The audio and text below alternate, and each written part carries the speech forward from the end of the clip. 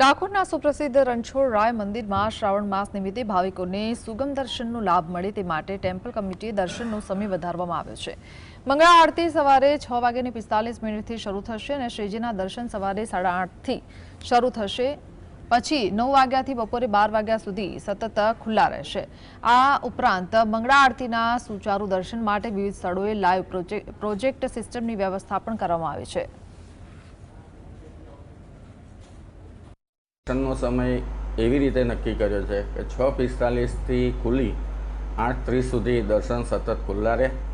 8:30થી 9 સુધી 3 ભોગ આરોગવા માટે બિરાજમાન કરવાના। 9થી બપોરના 12 વાગ્યા સુધી સતત દર્શન ખુલ્લા રાખવાના। 12થી 12:30 સુધી શ્રીજી રાજભોગ આરોગવા માટે બિરાજમાન થાય ત્યારે તે સમય દરમિયાન દર્શન બંધ રાખવા। 12:30થી વૈષ્ણવોની સંખ્યાઓ જોઈ અને અનુકૂળતાએ ઠાકોરજીને ઓઢાડી